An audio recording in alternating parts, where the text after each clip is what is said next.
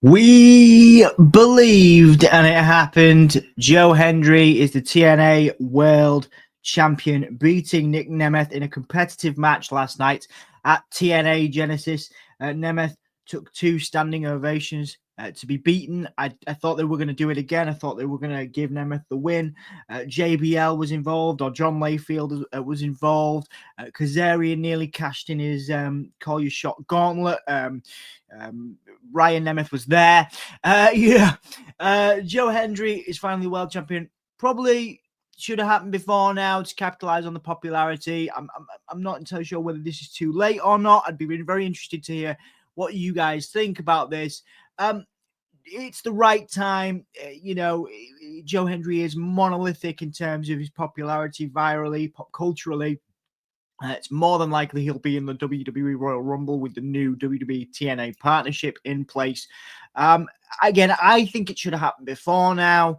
But again, at least they've done it. At least they've given one of the most over wrestlers in all of wrestling a world championship. And no one can ever take this away from Joe Hendry. Joe Hendry deserves it. He's been grafting on the UK Indies for years. He was in Ring of Honor. There's actually an interview on this channel with Joe when he was in Ring of Honor. Of course, we have other interviews with Joe over on WrestleSphere and SoundSphere as well, if you want to check those out.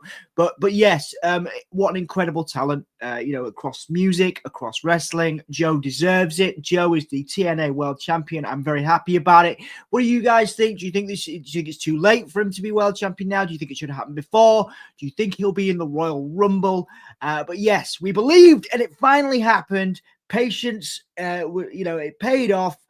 We got there in the end. Joe Hendry is the World Heavyweight Champion. No one can take that away from him, like I said. TNA is on fire with this WWE partnership. I think it's a great idea. I think it makes, I'm a fan of AEW, but I think it makes them look a little lesser. It makes TNA look like the next big brand, which is fantastic. I applaud TNA and Anthem for their business decisions. Of course, working with AEW not 2 years ago as well. They're kind of like the middleman, but making really cool decisions. So they're in the middle of everything, but they do make great decisions, including making the TNA World Champion Joe Hendry as we head into this WWE TNA partnership. Joe Hendry doubtless in the Rumble, as far as I'm concerned now. And I'm very excited to see where we go from here and if Joe Hendry shows up on NXT, which I think would be great as well. What a great time for TNA, guys. As you know, we've done a lot of work with TNA on this channel and on our other channels, SoundSphere and WrestleSphere.